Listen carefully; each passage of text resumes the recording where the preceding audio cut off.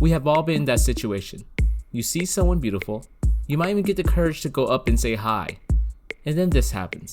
Hi. Hi.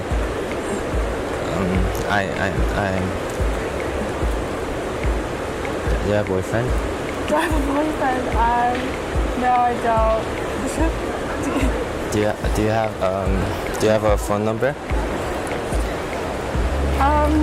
Do you have a phone number? Techno-Human here. Today we're going to talk about beauty. What is it? What does it do to us? And what advantages, if any, are there to being beautiful?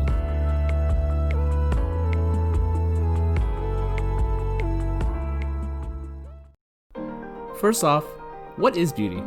Is it having pretty eyes? A really nice jawline? How about a really nice body? Or is it something not physical? Maybe it's someone's personality, their kindness or generosity, or maybe it's even the way they laugh. There are theories out there, like the more symmetrical the facial features are, the more beautiful. Or if a man has a strong jawline, it could signal masculinity and strength. Or if a woman has a thin waist but wider hips, it could be a signal to potential mates of strong childbearing potential. Let's start off by saying that beauty is a work in progress. It all depends on your culture and the time period. For example, the mouth was especially admired by the ancient Greeks, with perfect lips being naturally reddish, with the lower lip slightly fuller than the upper lip.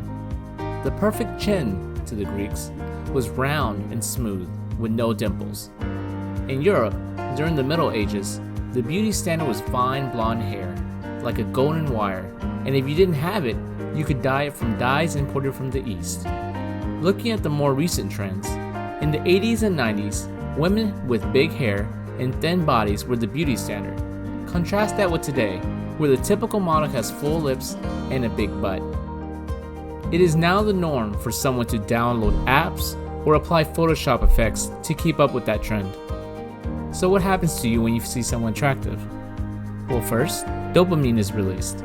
This stimulant is usually pleasurable, but it can also have the effect of making people feel awkward or off balance. The stress hormone cortisol is also released because the body goes into a fight or flight response. This hormone can make people feel inadequate or unsure of themselves, and that is why the following scene from the show Friends is so universally understood.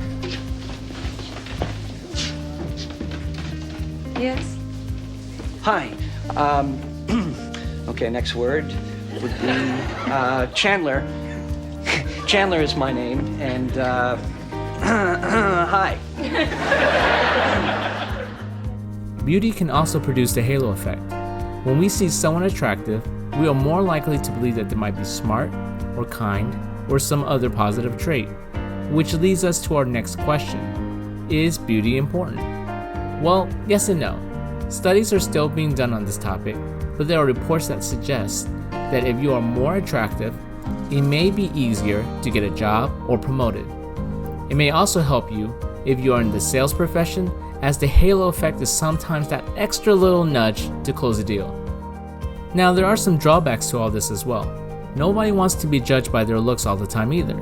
There is also the fear that someone might have a hidden agenda when they are helping or being nice to someone based solely off their looks.